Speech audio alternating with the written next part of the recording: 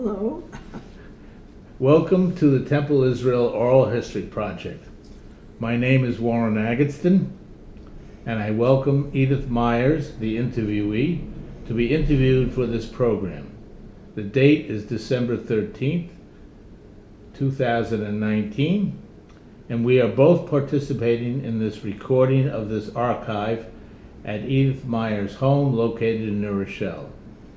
The interviewee, Edith Meyers, has agreed to and signed the interviewer and interviewee's release form dated March 1, 2019. With the formalities completed, let's bring in the interview.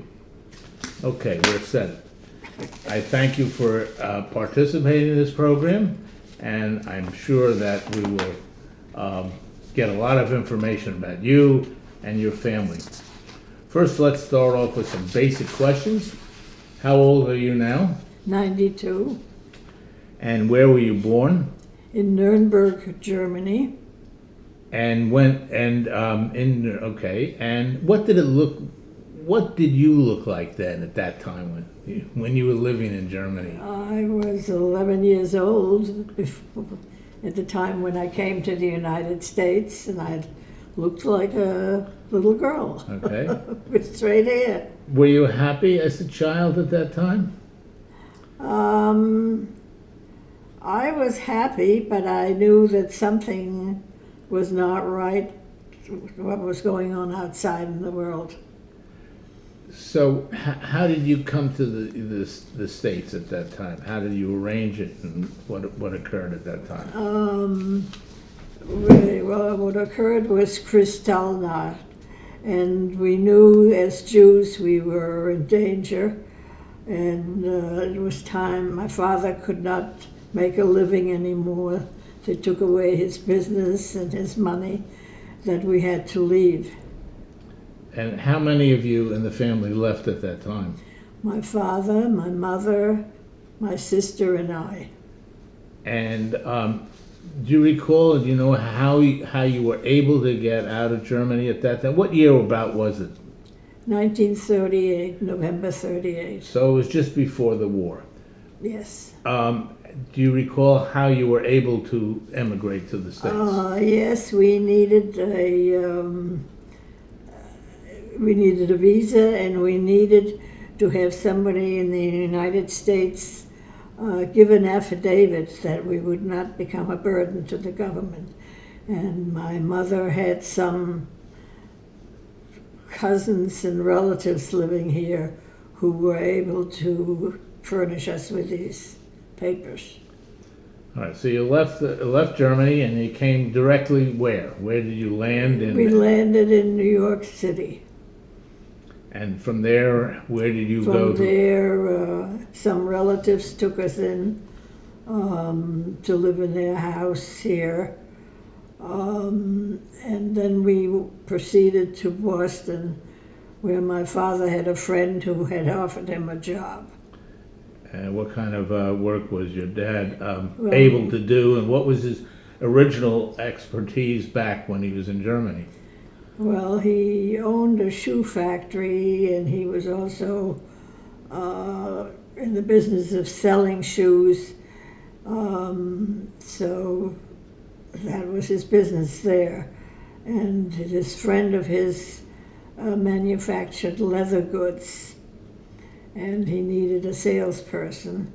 And my father traveled from town to little town in New England, selling leather goods, wallets, key cases, little pocketbooks, and things like that.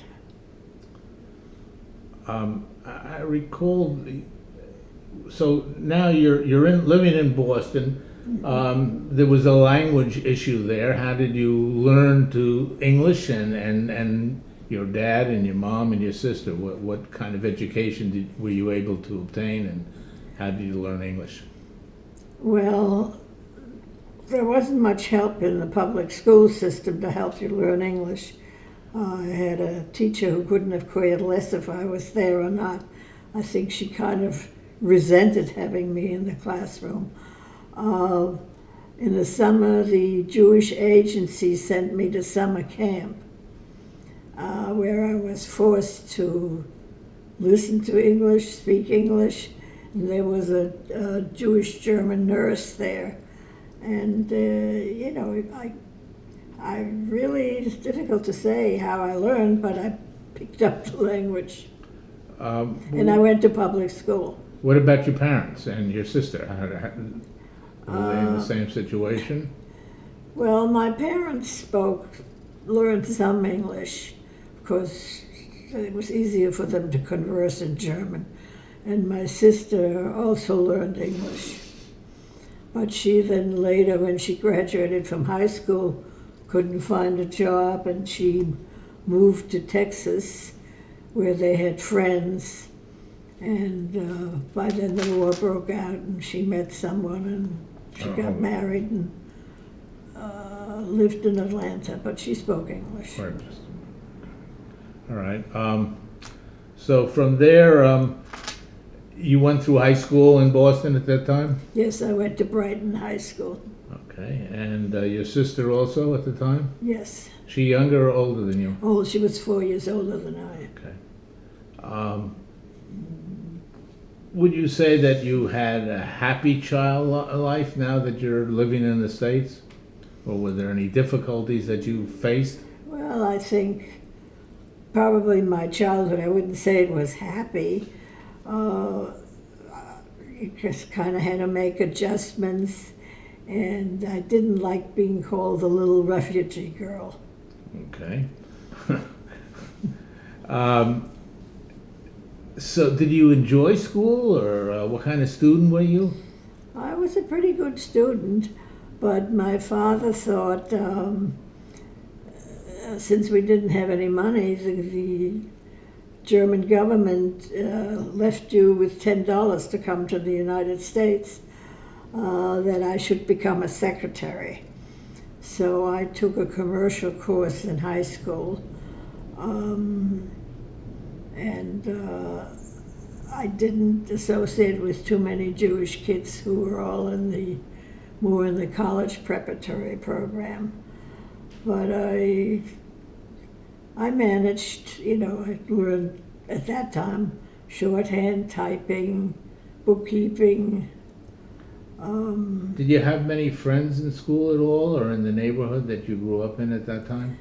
I had a few friends, not too many. I had one girl who came on her own from Germany and was adopted by a family, American family, who did not treat her very nicely. She was very close to myself and my family. I had friends, but nobody really very close. Both of your parents were born in Germany? Yes. Okay. And when you emigrated to the States, you told me about what your dad was doing. What was your mother doing at that time? Did she have a job? No, my mother didn't work. My mother was never in very good health, and then when we came here, she just did some babysitting. Okay. So you graduated from high school, I assume? Yes. And what was the next part of your life? What occurred? Well, when I graduated from high school, the only job that I could find was in an office photostating papers. And that was very boring. And I wasn't very happy. And we had a friend in the family who was a doctor. And he said, she's got to get out of this. And I heard about a program at Northeastern University that was the co-op program, where you worked 6 months and you went to school 6 months. So you could sort of pay for your tuition. And since the war started breaking out at that time, they were very anxious to have students, female students. So I was able to take an examination in German to get enough credits to get in there. so they accepted me. And that's where I went to Northeastern for the 5-year program, the COLA program.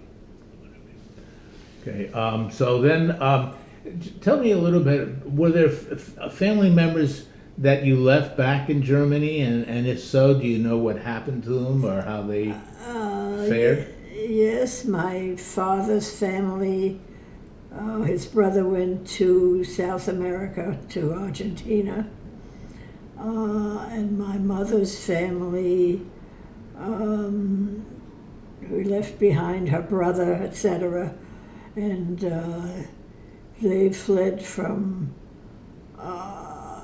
Germany to Belgium, and when the Germans invaded Belgium, they went to France, and my mother sold a lot of the things that we had to get them a visa and to come here. They were supposed to go on a Cuban visa, but then Cuba wouldn't take them.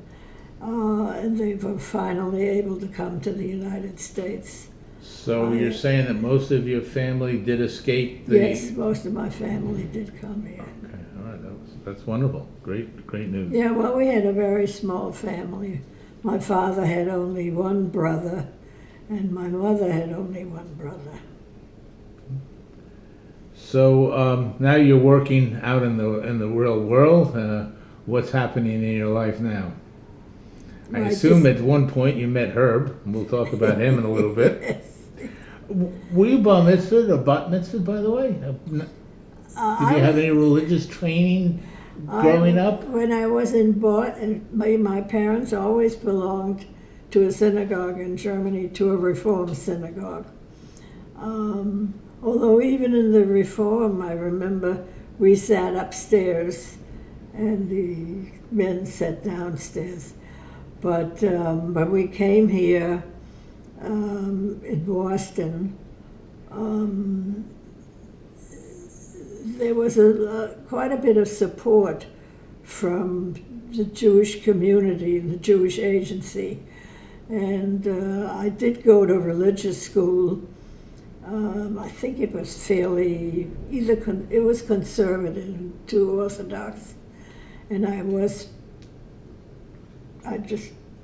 wasn't bar mitzvahed or bat mitzvahed. It was I got some religious training, yes. Okay, so, but your family did belong to a synagogue in Boston.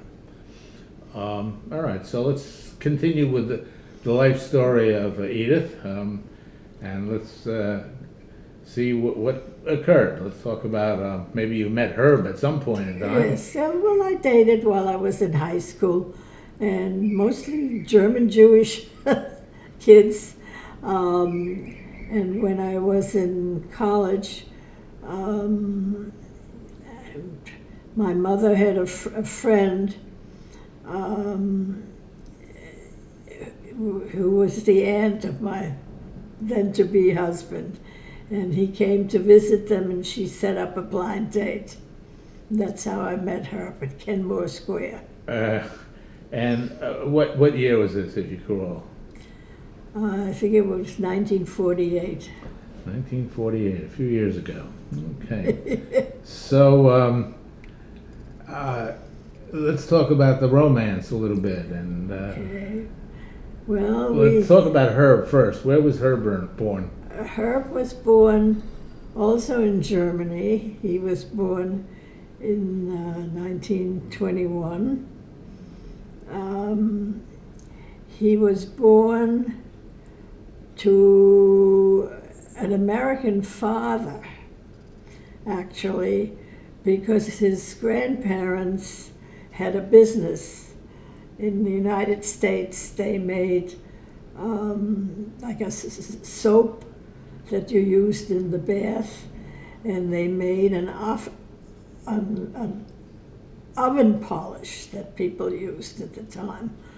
And they traveled back and forth quite often between the United States and Germany. So Herb was born in Boston, and that made him an American citizen. He unfortunately his father died when he was 4. They think it was from poisoning from eating some kind of fish, food poisoning, and his mother then remarried. And he was brought up somewhat by his grandparents. In the States? No, in Essen, Germany. Oh, okay. And So you said he was born in the States, but then the family went back? no, his father was born in the States. Oh, I see. He was born, Herb was born? Herb was born in Germany. Oh, okay. I misunderstood. Okay. So he was lucky he was born in Germany, but he was an American citizen due to his father having been an American citizen. Understood. So at what age did he emigrate to the States? He was, Wait, hold I on. believe, he was Wait, stop. 17. Okay. Just stop the recording for a second. Okay. He was what? He was 17. 17. And how did He came by himself, and he lived with an uncle, his father's brother. so he had no problem getting, at what He year? didn't need any papers. What year was this? He came in 39, early 39. So it was also before the war, though. Okay.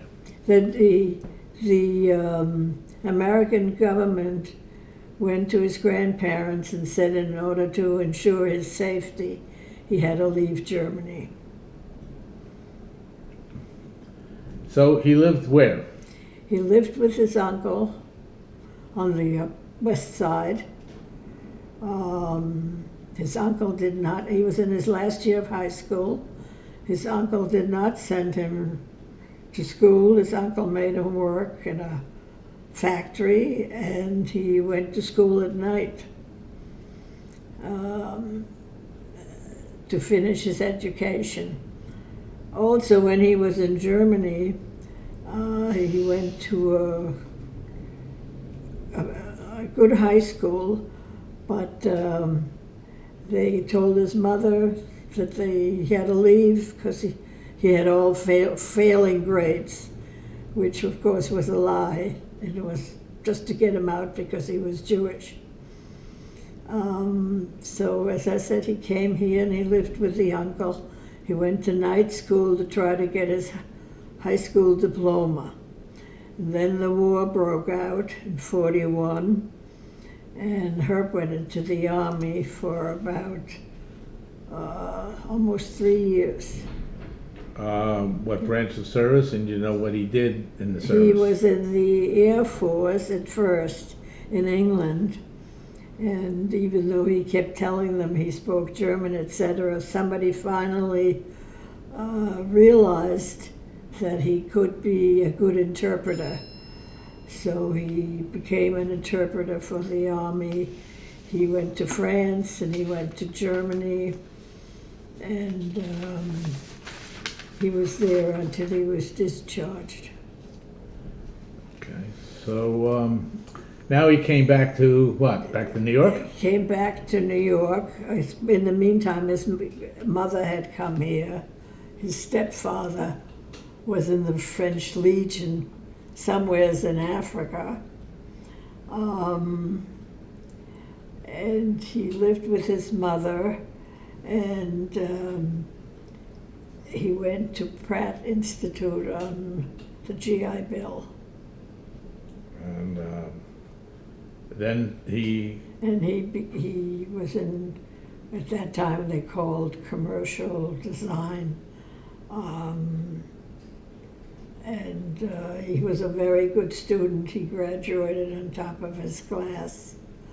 And he was extremely talented. He did a lot of record covers and packaging design. And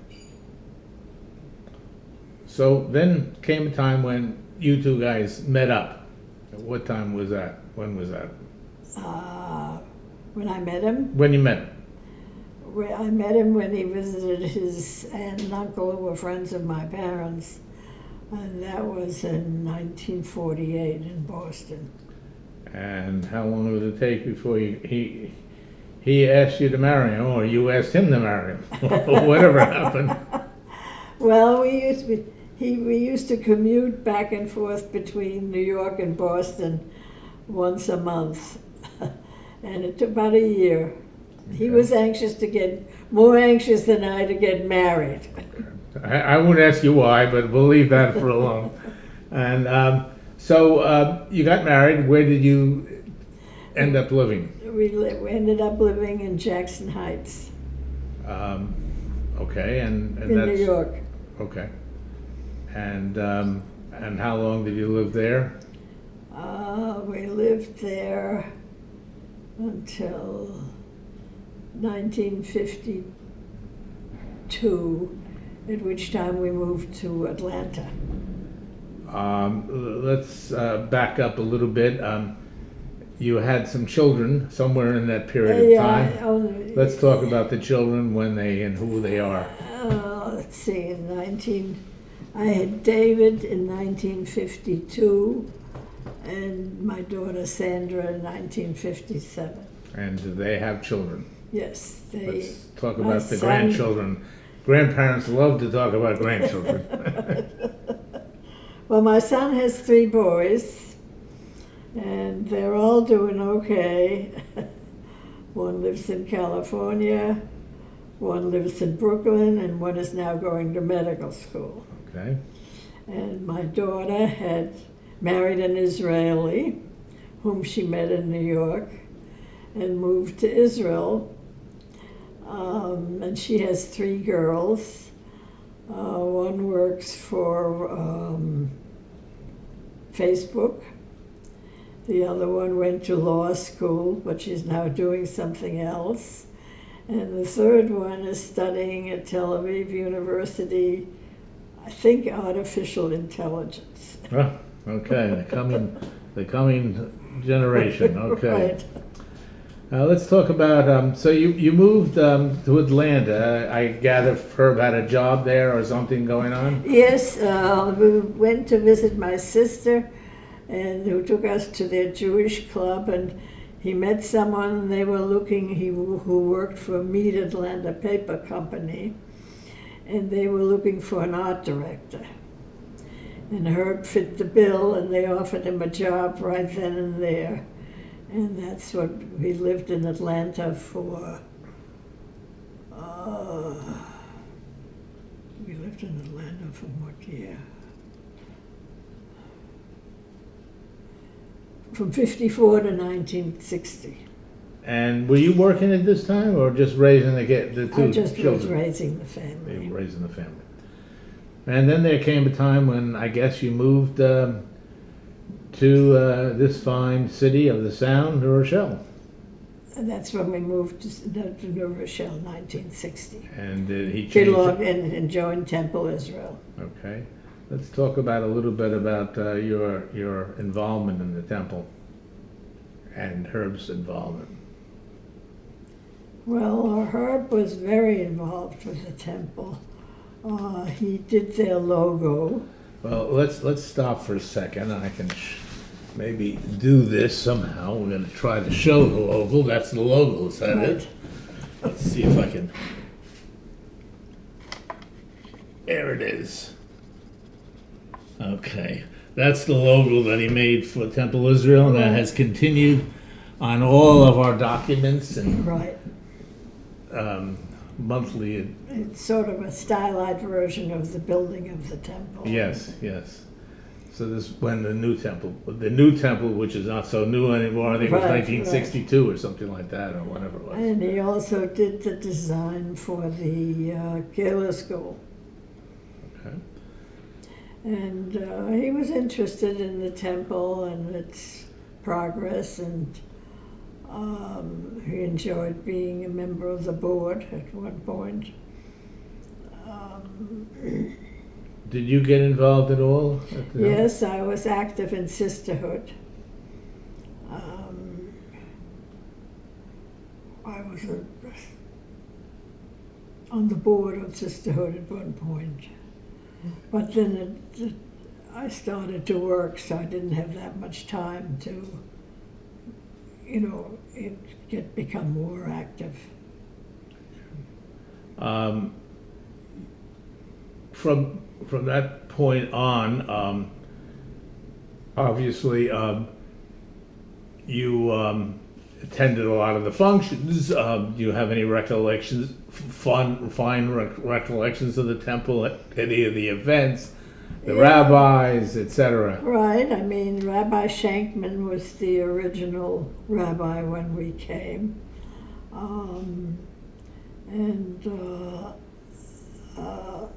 I enjoyed his sermons, which were very scholarly. At that time, we were still in downtown New Rochelle, and then we moved up here to Pine Brook. Trying to remember what your question was. Well, that's okay. We were just talking about the temple, Right. about the rabbis, or what you remember about the cantors, or any specific events or There things was that you went Cantor to. Crockett, and then there were the progressive dinners that we had. I had quite a few in my house. You became involved, and I became involved in somewhat in the education in the religious school.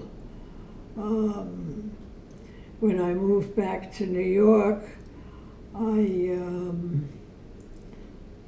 finally completed my credits for Northeastern University, and then I went to Bank Street College of Education and got my master's, and I first worked for the Daycare Council of Westchester, which was a daycare agency, and the president of the board was Betty Shabazz, Malcolm X's wife.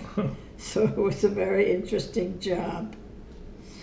But I was still looking to get into the school system, and I eventually was able to get a position at New Rochelle High School as a guidance counselor. So how long did you work there? 10 years. Wow. Yeah. Okay. This was well after the children had left the home, I assume. All right, well, let's talk about the Myers family. I see in front of you, you have a booklet that Herb made, is this correct? Yes, correct. So we're going to try to show this if we can. I'm not sure. If you can hold that up in front of you, I can take a quick, don't worry about that picture of that, just in front of you. No, so I can see it on the camera. That's it. Up, higher. We'll go straight up, straight. That's good. All right. So this was a album or a booklet that he made of the family. Yes. And what is in that booklet? It tells of the. It's sort of a history of the Myers family, going back to his grandparents. Did you would have known his grandparents, obviously. No. You knew your grandparents, though, I assume. Right. And when you left Germany, were they? I don't recall whether you said they came or they were still there. Pardon me? Your grandparents. Yeah, they were still there. They were there. Left, yeah. And how did they fare, if you know? Well, my grandfather died before they were all sent to concentration camps, and my aunt and uncle escaped to Brussels. Okay. I'm just looking through this booklet. I'm just wondering if there's anything in here specific that you would like to show and be part of the archives. Pictures or things like that. There are many pictures in this. Do you recall anything in here specific? And this is maybe we could show this. If you could hold this up. This looks like a picture of your whole family. Just hold it up towards the camera. Let's see if we can capture it. No, it's falling apart backwards. Okay. All right. I'll try to do this later. Okay. I'll add it to the archives. All right. Anything else you want to tell me about your family, your history, any good things or bad things or other issues that you want to discuss and have part of the archives? Well, Life when we came to the United States was not easy. I don't think we were particularly welcomed. They were very similar to today. There was a lot of resentment against immigrants, against Jews. There was a lot of anti-Semitism. And we had very little money, so life was not easy. So, when did Herb die? When did Herb die? He died in April 2013. How old was he then? How old was he at his death? He was 92. Oh, so he lived a good, Yeah. long life, and Yeah. you took good care of him. And he took care of you. Right. All right, We had a very good marriage. great. I thank you for your time. Unless there's anything else you want to say at this time, maybe we'll add a few pictures to add to the thing. Well, I've enjoyed my affiliation with Temple Israel, and I hope as long as I live to continue it. All right. We thank you very much, Edith Meyers, for your interview. We appreciate it. Thank you.